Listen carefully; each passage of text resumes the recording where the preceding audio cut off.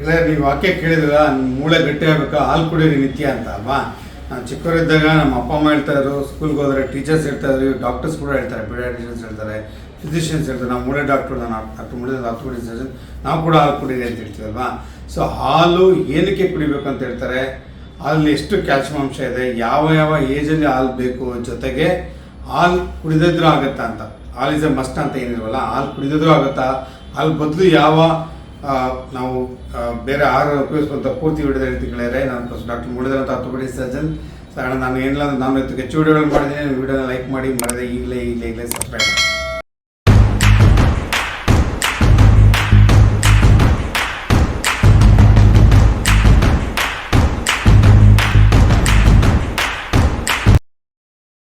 ಎಲ್ಲರಿಗೂ ಏನು ಡೌಟ್ ಇಲ್ಲ, ಹಾಲು ಒಂದು ಸಂಪೂರ್ಣ ಆಹಾರ, ಮಿಲ್ಕ್ ಅಲ್ವಾ. ಮಿಲ್ಕ್ ಆ್ಯಂಡ್ ಮಿಲ್ಕ್ ಪ್ರಾಡಕ್ಟ್ಸಲ್ಲಿ ಯಥೇಚ್ಛವಾಗಿ ಕ್ಯಾಲ್ಸಿಯಂ ಇರುತ್ತೆ.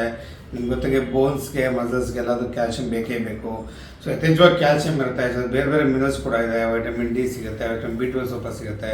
ಸೊ ಬೇರೆ ಬೇರೆ ರೀತಿ ಎಲ್ಲ ಪೋಷಕಾಂಶಗಳು ಹಾಲಲ್ಲಿದೆ, ಅಲ್ಲೇ ಎರಡು ಮಾತಿಲ್ಲ.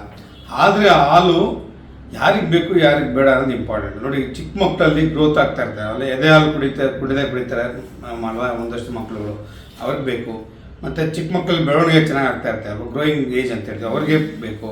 ಮತ್ತು ಪ್ಯೂಬರ್ಟಿ ಅಂತ ಹೇಳ್ತೀವಿ, ಸಡನ್ನಾಗಿ ಗ್ರೋತ್ ಸ್ಪಟ್ ಅಂತ ಟೈಮಲ್ಲಿ ಬೇಕು.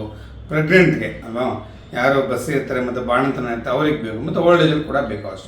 ಆಸ್ಟ್ರೋಪೊರೋಸಿಸ್ ಕೂಡ ಹಾಲು ಖಂಡಿತ ಬೇಕು.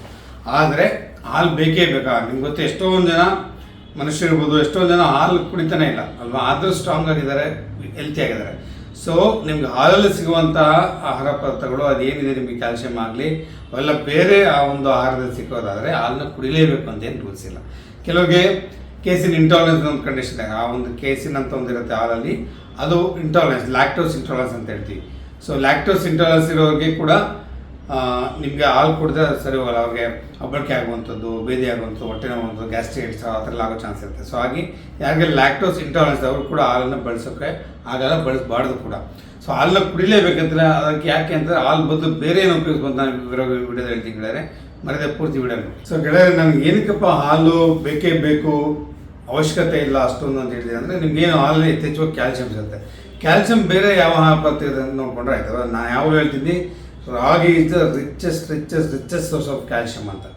ರಾಗಿ ಅಲ್ವಾ, ರಾಗಿಯನ್ನು ಯಾವ ಫಾರ್ಮ್, ರಾಗಿ ಮುದ್ದೆ, ರಾಗಿ ಕೆಲವರಿಗೆ ಮುದ್ದೆ ನುಂಗಕ್ಕೆ ಬರಲ್ಲ, ಕಚ್ಬಿಟ್ಟು ತಿಂತಿರ್ತಾರೆ, ಮಾಡೋಕ್ಕೆ ಬರಲ್ಲ ಕೆಲವರಿಗೆ, ನನ್ನ ಮಕ್ಕಳಿಗೆ ಪರವಾಗಿಲ್ಲ. ರಾಗಿಯನ್ನು ಯಾವುದೇ ಫಾರ್ಮಲ್ಲಿ ಇರ್ಬೋದು, ರಾಗಿ ಮುದ್ದೆ ಇಲ್ಲಾಂದರೆ ರಾಗಿ ದೋಸೆ ಇರ್ಬೋದು, ರಾಗಿ ಉರಿಟನ್ ಮಾಡ್ತಾರೆ, ರಾಗಿ ಅಂಬ್ಲಿ ಅಂತ ಮಾಡ್ತಾರೆ ಅಲ್ವಾ, ರಾಗಿ ಬಿಸ್ಕೆಟ್ ಮಾಡ್ತಾರೆ, ಬೆಣ್ಣೆ ಬಿಸ್ಕೆಟ್, ರಾಗಿ ಹಪ್ಪಳ ಮಾಡ್ತಾರೆ. ಸೊ ಯಾವುದೇ ರೀತಿಯಲ್ಲಿ ರಾಗಿಯ ದೇಹದೊಳಗಡೆ ಹೋದ್ರೆ ಹಾಕೋದ್ರಲ್ಲಿ ಕ್ಯಾಲ್ಸಿಯಂ ಚೆನ್ನಾಗಿ ಸಿಗುತ್ತೆ.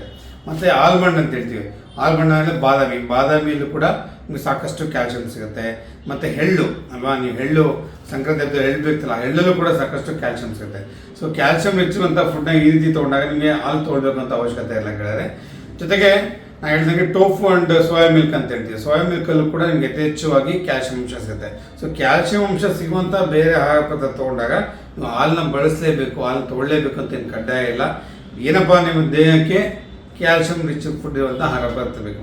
ನಾನು ಹೇಳಿದಂಗೆ ಈ ರಾಗಿಯನ್ನೆಲ್ಲ ಉಪಯೋಗಿಸಿದಾಗ ಹಾಲಿನ ಅವಶ್ಯಕತೆ ಖಂಡಿತ ಬೀಳಲ್ಲ. ನಂಬರ್ 2 ವೈಟಮಿನ್ ಡಿ ಅಲ್ವಾ. ವೈಟಮಿನ್ ಡಿ ನಿಮಗೆ ಯಾವಾಗ ಹೇಳಿದಂಗೆ ಹಾಲು ಸಿಗುತ್ತೆ. ವೈಟಮಿನ್ ಡಿ ಬೇರೆ ಎಷ್ಟು ಸನ್ಲೈಟ್ ಎಕ್ಸ್ಪೋಜರ್ ಆಗ್ಬೋದು. ಮತ್ತು ಮಶ್ರೂಮ್ ಅಂತೀವಲ್ಲ, ಅಣಬೆ, ಯಾವ ಸನ್ಲೈಟಲ್ಲಿ ಬೆಳವಣಿಗೆ ಆಗ್ತದೆ ಅದರಲ್ಲಿ ನಿಮಗೆ ಯಥೇಚ್ಛವಾಗಿ ವೈಟಮಿನ್ ಡಿ ಸಿಗುತ್ತೆ. ಸೊ ವೈಟಮಿನ್ ಡಿ ಫೋರ್ಟಿಫೈಡ್ ನಿಮಗೆ ಸೆರಿಯಲ್ ಸಿಗುತ್ತೆ. ಅದಾದಮೇಲೆ ಮಿಲ್ಕ್, ಆರೆಂಜ್ ಜ್ಯೂಸಲ್ಲೆಲ್ಲ ನಿಮಗೆ vitamin D fortified vitamin D juice ಸಿಗುತ್ತೆ. ಸೊ ಈ ಥರ ಎಲ್ಲ ವೈಟಮಿನ್ ಡಿ ಕುರಿತಾಗ ಒಂದು ವಿಡಿಯೋ ಮಾಡಿದೆ, ಯಾವ ಆಹಾರ ಪದಾರ್ಥ ವೈಟಮಿನ್ ಡಿ ಯಥೇಚ್ಛ ಸಿಗುತ್ತೆ ಅಂತ. ಸೊ ಆ ರೀತಿಯ ವೈಟಮಿನ್ ಡಿ ಪ್ರಾಡಕ್ಟ್ಸ್ ತೊಗೊಂಡಾಗ ನಿಮ್ಮ ಹಾಲನ್ನೇ ಕುಡಿಬೇಕನ್ನೋ ಅವಶ್ಯಕತೆ ಇರಲ್ಲ ಗೆಳೆಯರೆ, ಹಾಗೆ ಹಾಲನ್ನ ಅವಾಯ್ಡ್ ಮಾಡ್ಬೋದು. ನೆಕ್ಸ್ಟ್ ಪ್ರೋಟೀನ್ ಬಂದರೆ ಕೇಸಿನ್ ಅಂತ ಪ್ರೋಟೀನ್ ಅಂಶ ಇರುತ್ತೆ ಮಿಲ್ಕಲ್ಲಿ ಅಲ್ವಾ, ಹಾಲಲ್ಲಿ.